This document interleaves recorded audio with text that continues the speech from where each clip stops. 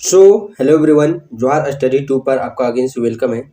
जैसा कि बहुत सारे कैंडिडेट का क्यूरीज देखने को मिल रहा था कि हमारे चौकीदार एग्ज़ाम के डेट अनाउंसमेंट कर दिए गए हैं, इसलिए हमारे जो मॉक टेस्ट हम लोगों ने परचेज किया था उसके एनालिसिस वीडियो भी अपलोड कर दीजिए। तो उसी को और देखते हुए, जैसा कि मॉक टेस्ट 1 का डेमो हम लोगों ने कुछ ही दिन पहले उसका वीडियो भी आप लोगों को प्रोवाइड किया था। सो उसी मॉक टेस्ट सीरीज़ को आगे बढ़ाते हुए आज के सेशन में हम लोग मॉक टेस्ट 2 का एनालिसिस करने वाले हैं। सो चलिए सेशन को स्टार्ट करते हैं। पहला प्रश्न देख पा रहे होंगे, पूर्वी सिंहभूम जिले की नगरीय जनसंख्या प्रतिशत कितनी है। तो ऑप्शन आप यहाँ देख सकते हैं 44.44%, 28.51%, 15.68%, 4.86%। पूर्वी सिंहभूम जिले की नगरीय जनसंख्या प्रतिशत की यदि हम लोग बात करें तो ऑप्शन की बात करें तो किसी भी ऑप्शन में नगरीय जनसंख्या का प्रतिशत नहीं दिया हुआ है। और पूर्वी सिंहभूम जिले का नगरीय जनसंख्या का प्रतिशत बात करें तो वह है 55.56%। पूर्वी सिंहभूम जिले का नगरीय जनसंख्या दर प्रतिशत कितना है, 55.56%। और ऑप्शन की बात करें तो 44.44% जो आप देख पा रहे हैं वह पूर्वी सिंहभूम जिले का ग्रामीण आबादी यानी कि गाँवों की आबादी का जनसंख्या प्रतिशत है कितना, 44.44%। वहीं यदि हम लोग बात करें 28.51% की, तो 28.51% जो कि अनुसूचित जनजाति यानी कि शेड्यूल्ड ट्राइब्स जनजाति जो कि निवास करती है पूर्वी सिंहभूम जिले में, कितना प्रतिशत, 28.51%। वहीं बात करें 4.86% की, तो पूर्वी सिंहभूम जिले में अनुसूचित जाति यानी कि शेड्यूल कास्ट जनजाति कितनी निवास करती है, 4.86%। और जनसंख्या वृद्धि दर की बात करें 2001 से 2011 के बीच में पूर्वी सिंहभूम जिले का जनसंख्या वृद्धि दर तो वह रहा है 15.68%। नेक्स्ट प्रश्न है, वर्तमान में पोटका विधानसभा क्षेत्र के विधायक कौन है। पोटका विधानसभा क्षेत्र के विधायक की बात करें तो वर्तमान में पोटका विधानसभा क्षेत्र के विधायक कौन है, संजीव सरदार। कौन है, संजीव सरदार, पोटका विधानसभा क्षेत्र से, जो कि एसटी से विधायक है यानी कि शेड्यूल ट्राइब कास्ट से, और यह जेएमएम पार्टी झारखंड मुक्ति मोर्चा से बिलोंग करते हैं। अदर ऑप्शन की बात करें रामदास सोरेन की, तो रामदास सोरेन जो कि घाटशिला विधानसभा क्षेत्र से विधायक है, यह भी एसटी सीट से है और ये भी झारखंड मुक्ति मोर्चा पार्टी से ही बिलोंग करते हैं।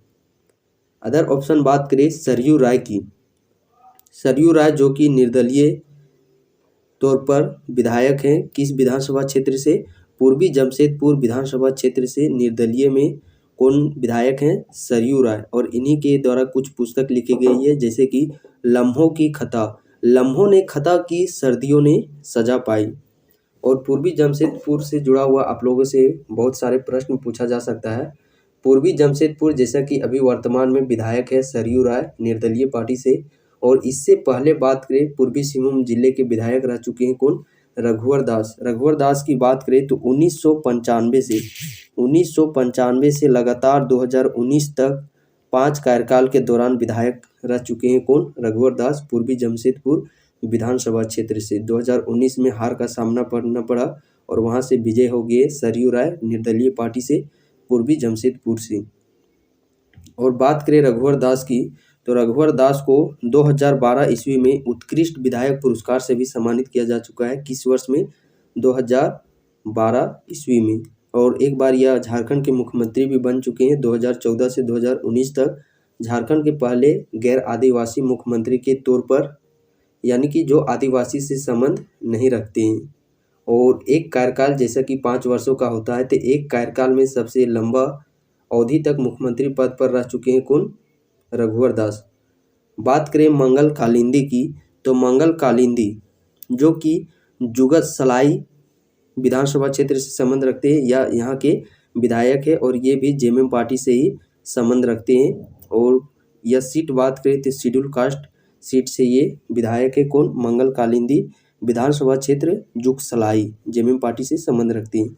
नेक्स्ट प्रश्न है, रघुवर दास को किस वर्ष उत्कृष्ट विधायक पुरस्कार से सम्मानित किया जा चुका है। जिस प्रकार अभी हम लोगों ने इसके बारे में जिक्र किया कि बात करें रघुवर दास को, तो रघुवर दास को किस वर्ष विधायक उत्कृष्ट पुरस्कार से भी सम्मानित किया जा चुका है।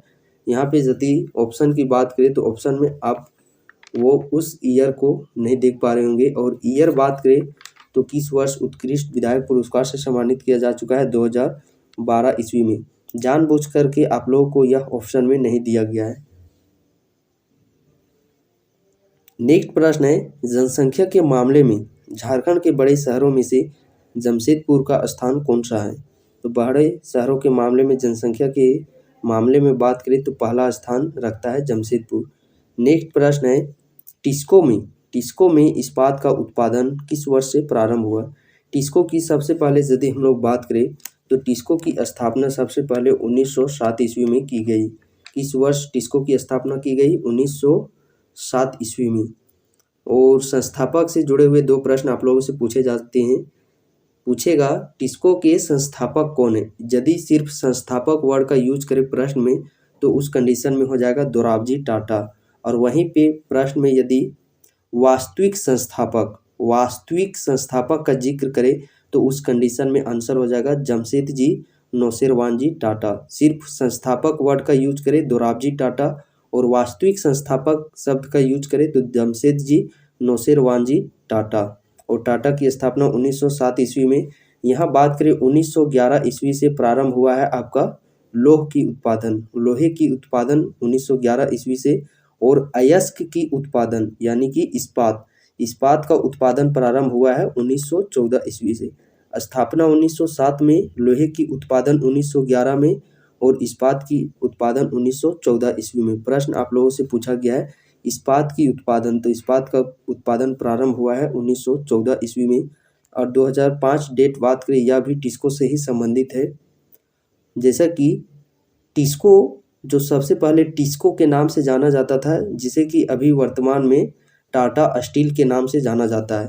तो टिस्को से टाटा स्टील का नाम परिवर्तन किस वर्ष किया गया था, 2005 ईस्वी में। किस वर्ष, 2005 ईस्वी में। नेक्स्ट प्रश्न है, हाथीखेड़ा मंदिर किस प्रखंड के अंतर्गत स्थापित किया गया है। हाथीखेड़ा मंदिर की बात करें तो यह किस प्रखंड के अंतर्गत इस हाथीखेड़ा मंदिर को स्थापित किया गया है। प्रखंड है, वह प्रखंड है पटमदा प्रखंड। कौन सा प्रखंड है, पटमदा प्रखंड। जादूगोड़ा से बात करें तो जादूगोड़ा में स्थापित है रंकनी मंदिर। वहीं पे यदि हम लोग बात करें बहरागोड़ा की तो बहरागोड़ा में स्थित है चित्रेश्वर मंदिर। और सिद्धगोड्डा की बात करें तो सिद्धगोड्डा में स्थित है सूर्य मंदिर। एक और प्रसिद्ध मंदिर जो कि पूर्वी सिंहभूम में है, भुवनेश्वरी मंदिर। और भुवनेश्वरी मंदिर की ऊंचाई बात करें तो 500 फीट है ऊंचाई। किस मंदिर की, भुवनेश्वरी मंदिर की। ऊंचाई से जुड़ा हुआ एक बार जेसीसी के प्रीवियस ईयर एग्जाम में पूछा जा चुका है। भुवनेश्वरी मंदिर की ऊंचाई कितनी है, तो 500 फीट। और पूर्वी सिंहभूम जिले की बात करें, समुद्र तल से औसत ऊंचाई कितनी है, तो समुद्र तल से औसत ऊंचाई है 213 मीटर। और फीट में बात करें तो 700 फीट, यानी कि भुवनेश्वरी मंदिर से 200 फीट अधिक। नेक्स्ट प्रश्न है, के सत्यनारायण का संबंध किस खेल से है। प्रश्न ऑप्शन है hockey, lawn ball, cricket, volleyball. के सत्यनारायण की बात करें जिनका हाल ही में मृत्यु हो चुका है, ये निधन हो चुके हैं, जो कि पूर्व राष्ट्रीय वॉलीबॉल खिलाड़ी भी रह चुके हैं झारखंड के, यानी कि इनका खेल है वॉलीबॉल खिलाड़ी से संबंध रखते हैं। नेक्स्ट प्रश्न है, झारखंड के वर्तमान राज्यपाल कौन है। तो झारखंड के वर्तमान राज्यपाल कौन है, रमेश बैस। और झारखंड के पहले राज्यपाल कौन थे, प्रभात कुमार। वर्तमान में बात करें 11वें नंबर के मुख्यमंत्री है हेमंत सोरेन। और 10वें नंबर के राज्यपाल की बात करें तो इससे पहले हम लोग पूर्व राज्यपाल की यदि हम लोग बात करें तो पूर्व राज्यपाल के तौर पर रह चुकी है द्रौपदी मुर्मू, जो कि अभी वर्तमान में भारत की राष्ट्रपति है। और द्रौपदी मुर्मू जो कि झारखंड की पहली महिला राज्यपाल भी है और पहली आदिवासी महिला राज्यपाल भी। कौन, द्रौपदी मुर्मू। नेक्स्ट प्रश्न है, पूर्वी सिंहभूम जिले का गठन किस वर्ष हुआ है। पूर्वी सिंहभूम जिले का गठन, जैसा कि आप लोगों से पहले ही थ्योरी क्लास में जिक्र किया गया था, पूर्वी सिंहभूम जिले का गठन ऑप्शन देख पा रहे हैं 15 नवंबर 2000 ईस्वी। तो 15 नवंबर 2000 ईस्वी को झारखंड राज्य का गठन किया गया था, ना कि पूर्वी सिंहभूम जिले का। और बात करें हम लोग पूर्वी सिंहभूम जिले का गठन की तो ऑप्शन में आप देख पा रहे हैं डी 16 जनवरी 1990। ऑप्शन में यहाँ 16 नवंबर भी देख पा रहे होंगे। यदि यहीं पे 1980 के स्थान पर सिर्फ 1990 रहता तो हम लोग प्रायोरिटी ऑप्शन सी को देते। नेक्स्ट प्रश्न है, पूर्वी सिंहभूम जिले की समुद्र तल से औसत ऊंचाई कितनी है? तो पूर्वी सिंहभूम जिले की समुद्र तल से औसत ऊंचाई बात करें पूर्वी सिंहभूम जिले की 700 फीट, वहीं पे मीटर में हो जाता है 213 मीटर। और भुवनेश्वरी मंदिर की ऊंचाई बात करें वह है 500 फीट। नेक्स्ट प्रश्न है, बन्ना गुप्ता झारखंड कैबिनेट के कौन से मंत्री है? बन्ना गुप्ता की बात करें तो ये झारखंड के जो वर्तमान कैबिनेट 2022 है, इसमें स्वास्थ्य मंत्री है कौन? बन्ना गुप्ता। और बन्ना गुप्ता किस प्रखंड विधानसभा क्षेत्र से यह विधायक है? बन्ना गुप्ता की बात करें जो कि पश्चिमी जमशेदपुर से विधायक है वर्तमान में। नेक्स्ट प्रश्न है, जमशेदपुर लोकसभा के सदस्य किस पार्टी से संबंध रखते हैं?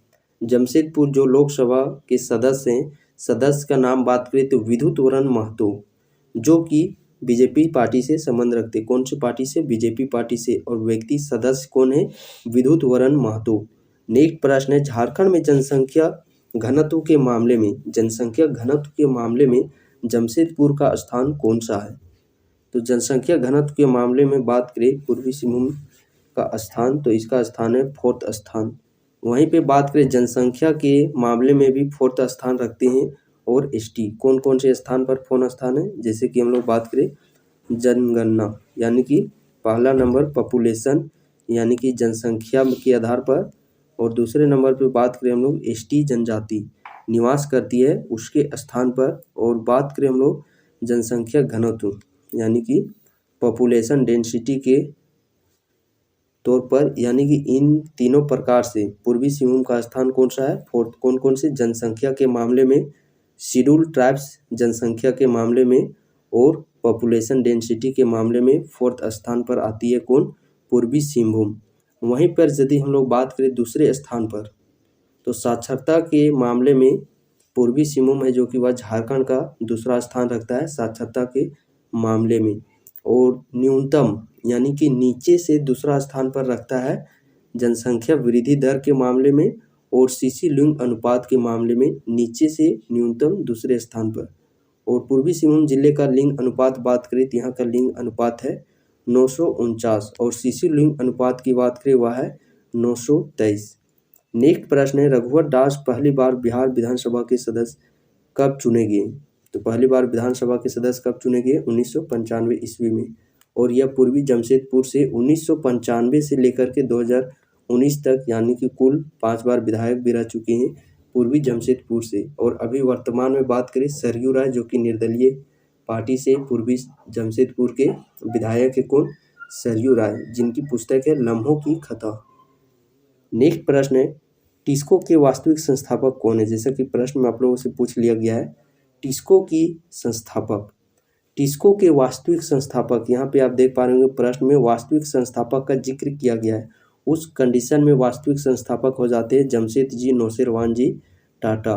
और यदि सिर्फ आपका संस्थापक का जिक्र किया रहता यानी कि वास्तविक शब्द का जिक्र नहीं किया रहता, तो उस कंडीशन में आपका आंसर बन जाता दोराबजी टाटा। और वास्तविक संस्थापक के कंडीशन में जमशेदजी नौशेरवान जी टाटा।